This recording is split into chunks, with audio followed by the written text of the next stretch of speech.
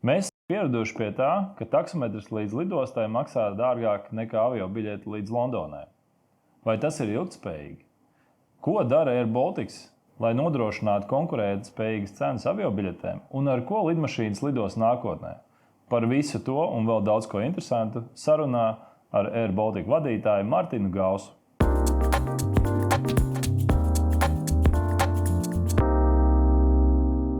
We are meeting today in airBaltic office with the CEO of airBaltic, and I think airBaltic has gone a very long way from just an ordinary air corporation into a sustainable, very modern company we know it today. Yeah, we have done a lot in the last 10 years. Actually, 10 years ago, we took probably the biggest step by signing up for an aircraft which didn't exist at that time. And we today are the largest operator of the Airbus A220-300, which is the greenest aircraft currently you can fly. I recently read an article that you are now letting the old aircrafts go back to the producers or leasing companies, so airBaltic basically will stay only with these new nice aircrafts which we know right now, yes? Yeah, we have actually also this week, we started the redelivery of the last turboprop aircraft. This area is over. They go back to the lessor after 12 years. They were something we had from the past, and in the last 10 years since we changed the company, we still had to use them or pay for them in the last 2 years. And now they go. By October, all of them will be redelivered, and then that chapter is over, and we only focus on the new aircraft coming in. I think for just a normal passenger, probably aircraft is associated with environment, which we enjoy or we don't.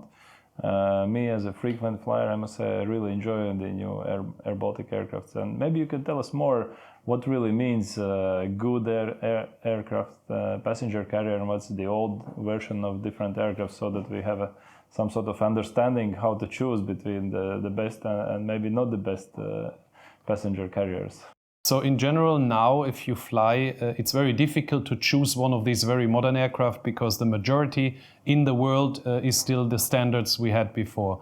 The new technology now, the biggest change is they look from the outside the same, but they have new engines.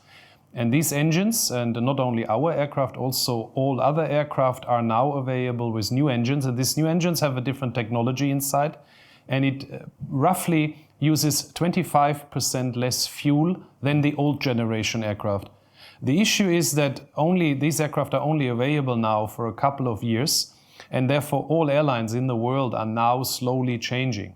airBaltic has changed already, but most airlines will be changing over the next 15 years to this technology, and you as a passenger have no chance to say, I want to fly on this or this.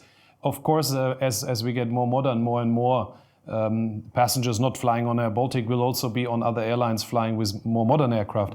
We're very lucky and privileged actually to be the youngest fleet in Europe and the most modern fleet because we have only that aircraft. But more and more other airlines are bringing in that technology. Also not only on small aircraft that technology is coming, also on wide-body aircraft which fly long-haul. Also these generations are now changing to a new engine technology. And well, me as a flyer, I have seen that there is this CO2 footprint calculus per person, per passenger. So maybe you can give us some insight how much, let's say, these new aircrafts emit CO2 and how much the old ones per passenger. Because somewhat I feel that the new aircrafts are also more spacious. Yes, so there are more spaces, which means more seat. We can carry more on these new aircraft than we had in the past. But if you say how much are we saving per passengers, then it's the same then on the fuel because the emissions are the same percentage.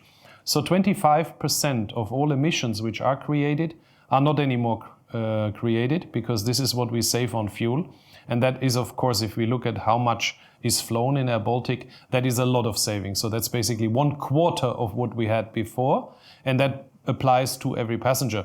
And as we have larger aircraft and flying also on the routes where before we had smaller aircraft, the saving is even bigger. If we look at, this is the emissions on the CO2, but we have also a noise emission. And that aircraft is 4 times more silent than previous aircraft. Outside of an airport territory, this aircraft is hardly hearable. So it is also from the noise, which is an emission as well. And NOx also, it is a 50% reduction in NOx. So the aircraft itself comes with a lot of features which are good for the environment, but at the same time for the passengers, because on board the aircraft we have a different air cabin, so there's a different air system, and this aircraft has the most windows and the largest windows of any aircraft in this category, and that means when you fly you have a lot of daylight, and what you immediately see getting onto an older aircraft is somehow inside it's more dark. An airBaltic aircraft is very clean, very spacious, and that of course, especially this summer, the Latvian passengers know that, that's the aircraft. We fly now occasionally with something else leased in, and we immediately get the response. The passengers are unhappy because they are not on the most modern aircraft anymore. So I have read some articles about this as well. So basically it comes to the fact that the environment and environmental, it means quite a lot in aviation. It's not only about CO2 footprint, also about the whole inside of the airplane. So how was it during COVID times? Did you have to change something within the airplane? Because I noticed that you also had one of the best results in fighting COVID during the crisis, so to say. Yeah, we were lucky and unlucky. The government decided we would stop flying for 62 days. We didn't know when we started to stop flying whether we would ever fly again, but Latvian government decided to stop completely. We used this time, at the end it was 62 days. We're the only airline in the world, by the way, which had completely stopped to fly. Others were still somehow flying. And then we had the time to say, how can we make that best possible? And we introduced a lot of COVID measures at the time, very fast. And we got a 5-star COVID rating in the beginning, the first airline in the world receiving it. We still have a lot of these things in place today, if it's about the cleaning, if it's about the turnaround, how we do it. We don't have the masks anymore, but let's say it would come back, it is no issue for us to change to a different regime. So the airline is, in the COVID time, was doing very well and will be doing very well in going into the future. So you already touched upon certain procedures that you have implemented in airplanes. Probably you have some good initiatives also in airBaltic as such, because airBaltic recently received the Golden Award in Latvian Sustainability competition, so to say. So maybe you can share your experience on the other matters that you are taking care of in airBaltic to reduce your environmental footprint. You're right. We have a sustainability report in airBaltic. The second one has been issued together with our annual report, and it is 150 pages. So somebody interested on the website, 150 pages about what we are doing about sustainability. Biggest part for airlines is the emissions, so the fuel we burn. But we have signed, for example, last year to be at net zero by 2050, together with all other IATA airlines. So we have now to demonstrate how we get to net zero, so flying without any emissions, but also running the airline without any emissions. On the flying, the technology is not there yet, and we will need to invest in the future into new technology. But on the ground, there's a lot of things we have done and we are doing. We have, for example, done all the hygiene issues like separating the waste, which you can do immediately, reducing the paper by going for digital cockpit. So we have iPads instead of paper manuals for the pilots, and the technicians are working more digital. But we also changed from plastic bottles to glass, and then COVID came and we had to change back to plastic for hygiene, but we're going back to glass if it's about the water consumption. We took a decision to change. We have company cars for the technicians, for the ground people at the airport, and for the management. All of these cars are changed now to full electric cars, also a big saving if you look at it long term. And we go not only there on emissions, we also go on sustainability if it is about our corporate governance. The way how airBaltic is run as an entity is different to most of the state-owned companies, because we have a corporate governance like a private company, very modern. Yeah, that was introduced also 10 years ago, and airBaltic is run in a very different way, very sustainable. And the highlight of this year was we received the highest award in the aviation industry globally for becoming the #1 airline in diversity and inclusion. The award was given to us in front of 2,000 airline delegates at the annual assembly in Doha, in the football stadium where the World Championship will be opened. And we received there on a global scale the award, and it was mentioned in the speech at that stadium at a gala event that airBaltic from Latvia is the #1 airline in diversity and inclusion. And why? Because in airBaltic we have 50% females working, but not only in general in the company. We have around 2,000 people now. In the management, we have 70 managers. Half of them are female. Right. But the most important one is the senior leadership team, the top management team, also has 50% females. So this airline is definitely diverse. We have 36 different nationalities. So airBaltic is definitely an international diverse company, and with that we get global recognition. Sounds really amazing. But you already mentioned about these e-cars, about decreasing of emissions. So I must say, it sounds like airBaltic is a living example where you can turn sustainability into profitability, especially considering current gas prices. So I would wish that we would be making profits. Unfortunately, this industry has been hit very hard in the COVID times. We took several 100 million of losses, which our shareholders, the Latvian state, is helping, because there was an investment of 340 million into the airline so far to help us to go out of this, to cover for the losses. And that's an important point. These 340 million airBaltic has received, we have to pay it back, which means we are now, and doing all these initiatives, we need to go back into profitability, and with the profits, we have to pay it back. So we have to go to the stock exchange and repay it. We cannot keep this money. I think it's one of the biggest issues people don't see. We need a lot of money now to go and recover from that historic crisis in the aviation industry. But at the same time, we need to make the company good enough and grow it that we can repay it, because it is a temporary capital injection.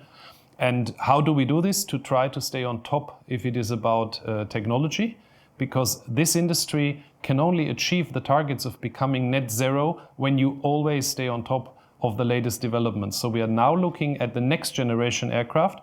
They are not available yet, but it's going to be hydrogen. And in between, we will use sustainable aviation fuel, which we already do, biofuels, maybe e-fuels, which are you extract CO2 from the atmosphere and you do a process to have an e-fuel.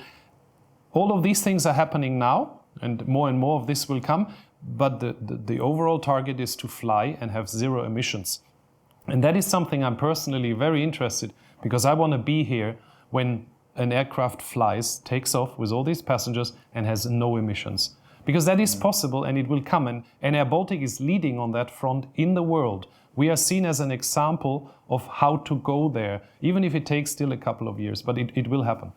So you mentioned this hydrogen issue. I think it's a big issue also in our business, where we are driving waste trucks and talking about sustainable fuels. So maybe let's dig a little bit deeper into this topic, because I think an average passenger really does not know what the aircraft, what type of fuel is it consuming. So what's your expectation? How many years do we still have to wait for this development and finally see the first airplanes taking off with some new fuels, and maybe not even leaving those white nice tracks in the sky?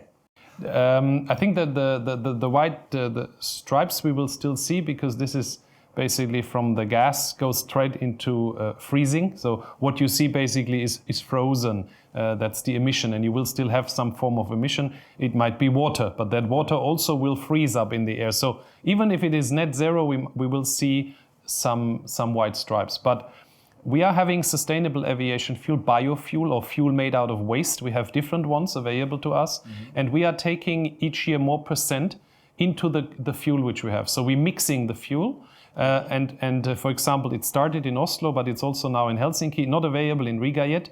But when we fly to other airports, most of the countries have issued already laws that you have to take on a certain percentage of that fuel. The aircraft has to be capable of taking that fuel, so the engine. As we have the most modern aircraft, that aircraft can take this fuel in, so we are not limited here. We do this outside Latvia. We bring in the fuel already, and we burn the sustainable aviation fuel, the biofuel.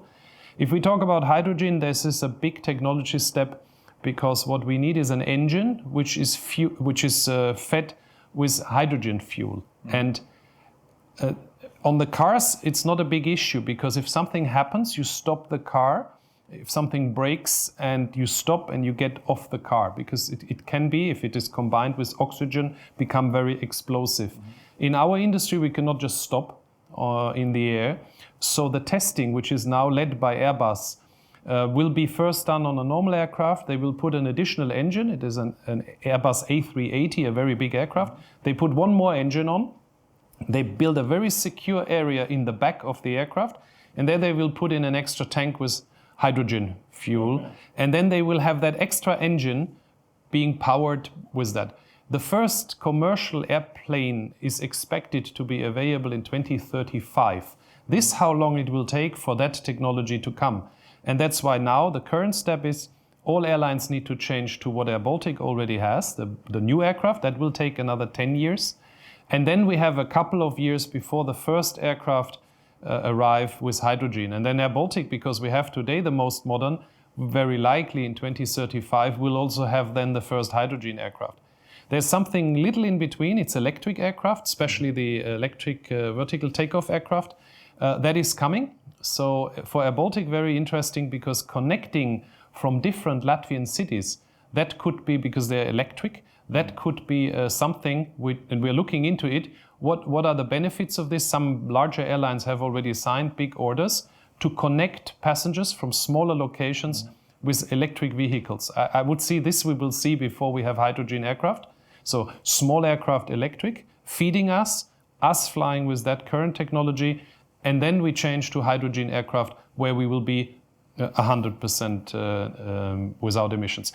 But it is not, a lot of people say you should stop flying because you have emissions. That will not work. We will need to give it the time, but in 2050 it will have happened because the whole globe has committed to do it, and we will develop in this direction. So it means that there is both disruption in the industry happening and also development of existing engines, aircraft. So it sounds really interesting industry to be in. It is. I'm 30 years now in this industry, and I enjoy the industry because we see already what is coming, and we always saw 10 years ago, actually now 10 years ago, I signed for the Airbus A220 in London, the first contracts. We got the aircraft only 4 years later because it wasn't flying at the time, and I remember how critical it was seen. But today we have all the benefits from this aircraft, and we are now looking at electric aircraft and at hydrogen aircraft. We're not signing anything now. People already in Latvia are nervous that we maybe spend some money. No, we are doing all the preparatory work to be able to take a good decision for the future, but it is years away. And in between, we do the other stuff we can do, focusing on what we can change in small and using sustainable aviation fuel more and more, because that reduces, of course, the emissions already now. And people say, why don't you take 100% sustainable aviation fuel? It's not available. Okay. It's impossible. There's not enough fuel produced, and the world cannot produce currently more sustainable aviation fuel to satisfy just aviation. But in 2030, we have another problem, because the forecast says that then other players like the shipping industry will also want to have sustainable fuel. And if all of that comes together, we will never have enough sustainable biomass or waste to create enough fuel. So we need to find alternatives, and that is very likely hydrogen. Okay, but talking about these fuels, so we all know that CO2 emissions come together with high taxation. So the average consumer, what he or she shall expect? Probably the price of traveling, of buying avia tickets, it will go up, or what is your expectation for the next, let's say, 3, 5, 10 years? The passengers always think an airline like us decides on the price of a ticket. We don't. The ticket price is decided by our competition. So we have Ryanair, Wizz Air, Lufthansa, Norwegian, Turkish Airlines and Finnair, and many more. All of them are selling a ticket, and people can go direct or indirect. So the prices which somebody puts in the market, you will not sell the ticket if the other one sells the ticket much cheaper. Mm-hmm. So the prices are built with the computer systems to be able to sell still. And the pressure, the competitive pressure, is keeping the ticket prices low, and that will stay for the future. Still, if everybody has higher cost, like now with the fuel, then the ticket prices go up because of the fuel price going up or inflation. But it is not that we can say, okay, we have 50% higher cost now because we are in Latvia and have higher inflation and the fuel is more expensive, so we increase the ticket prices. It wouldn't work, because if our competitors don't increase the price, we cannot. It's a global business. So I expect that the ticket prices to go slightly up with inflation or even below, because the fuel price, so the airlines have to become more efficient because the fuel prices are going up and down with the global fuel market or oil market. So, but we cannot, we will not see long-term a significant increase of ticket prices because this would reduce the passengers who travel.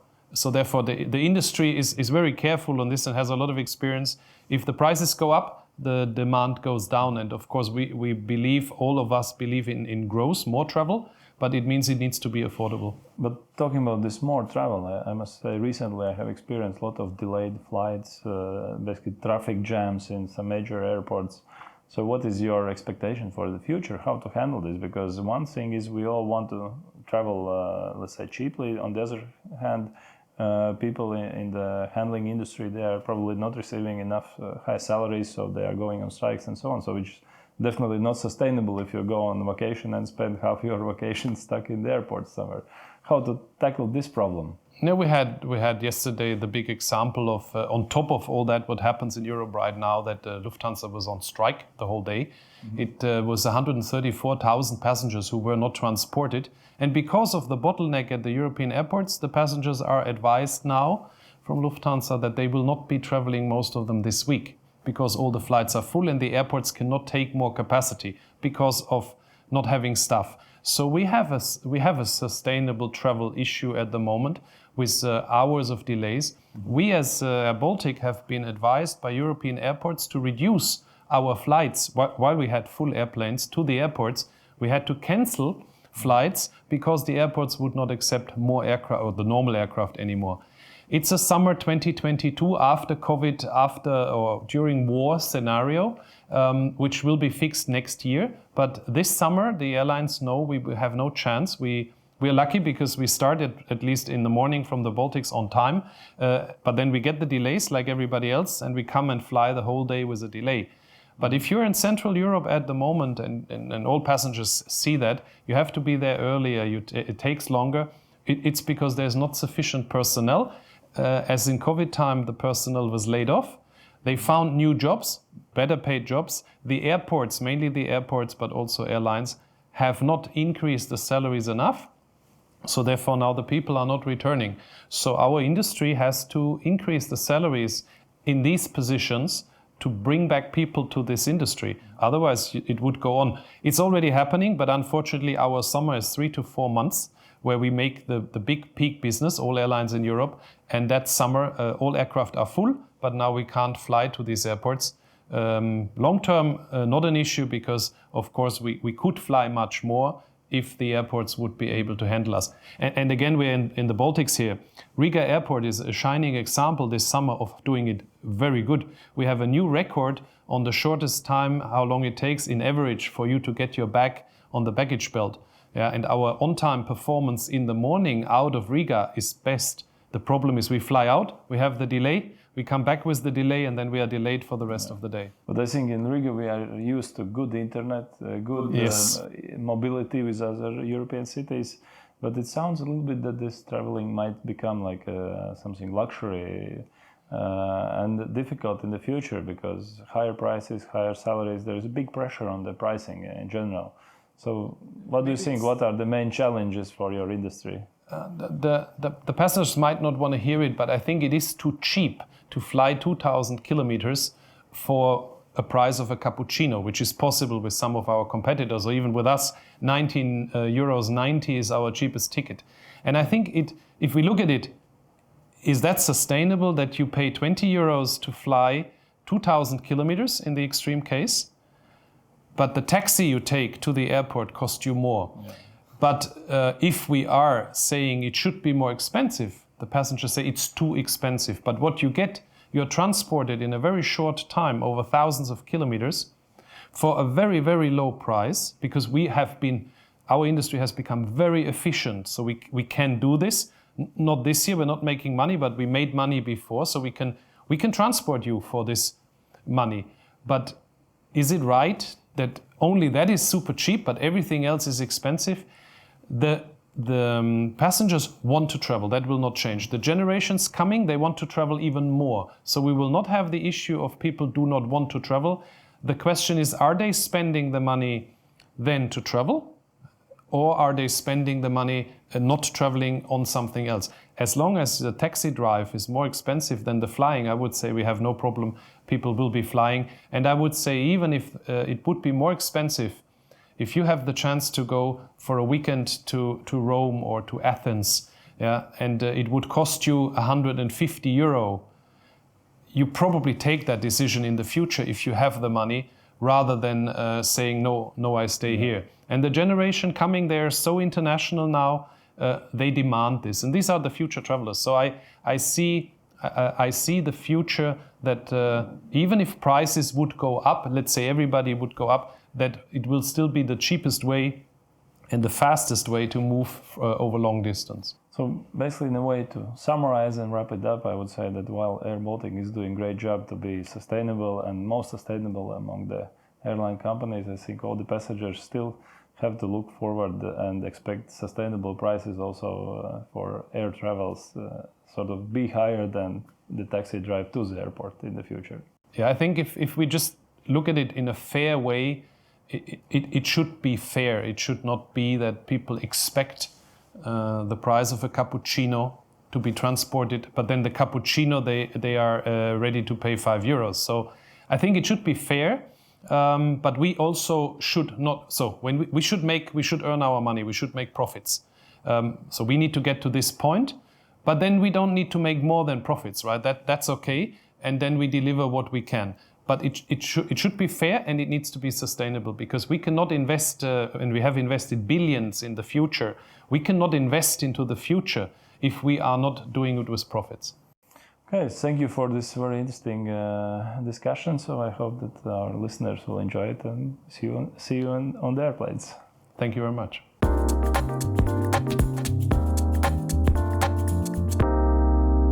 Skaidrs viens, ka avio industrija ir ļoti sarežģīta, un tas, ko mēs redzam ikdienā, sastāv no ļoti daudziem centieniem nodrošināt gan lielisks lidmašīnas, gan ilgtspējīgu degvielu, gan nodrošināt to visu par cenu, ko mēs varam atļauties.